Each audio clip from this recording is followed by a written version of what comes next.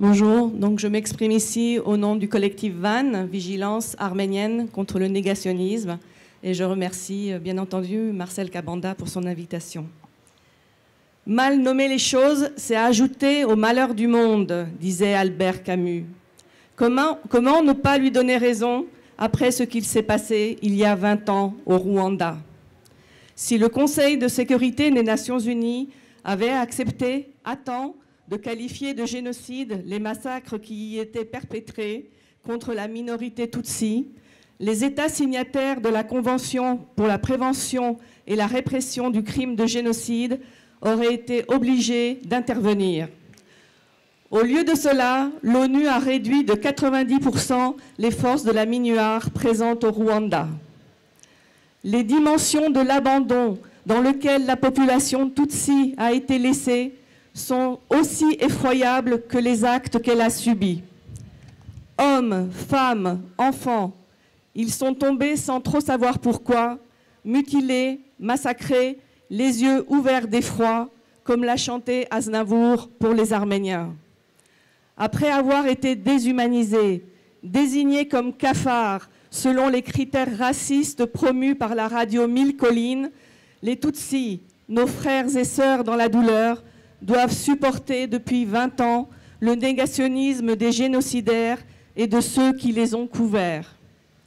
Les historiens ont maintes fois démontré que le négationnisme est concomitant de la planification et de l'exécution des génocides. Il perdure à la fois chez les assassins et chez les tierces parties qui y ont un intérêt. Il parachève le crime et facilite sa répétition. On minimise, on rend les victimes coupables du déclenchement du génocide. On assure que les victimes ont elles aussi perpétré un génocide qui effacerait l'horreur du premier. On parle de génocide rwandais, délibérément ou par méconnaissance, alors qu'il s'agit du seul génocide des Tutsis. Imagine-t-on nommer génocide américain l'extermination des Indiens d'Amérique? L'actuel gouvernement français, en réaction aux accusations du président Kagame sur le rôle de la France au Rwanda en 1994, a annoncé qu'il annulait sa participation aux commémorations qui se déroulent aujourd'hui à Kigali.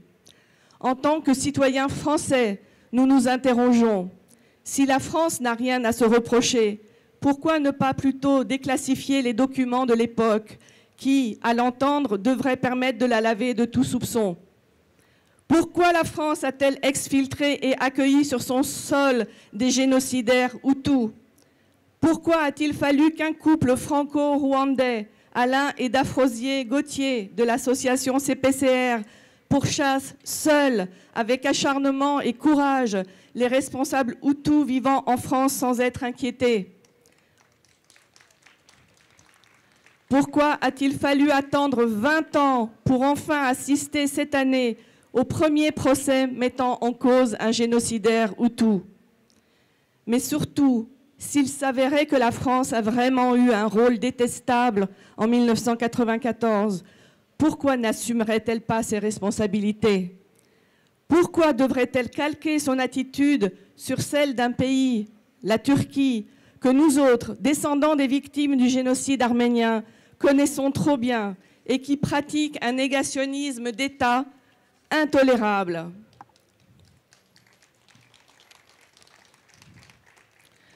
Regarder son passé en France, ce serait ça l'honneur de la France si elle a réellement failli au Rwanda.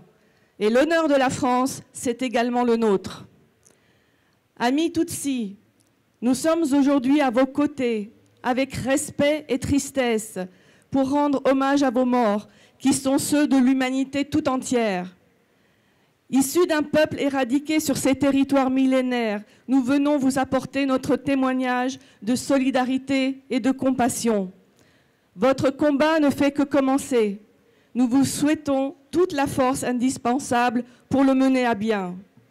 Les Arméniens, quant à eux, réclament justice depuis près d'un siècle.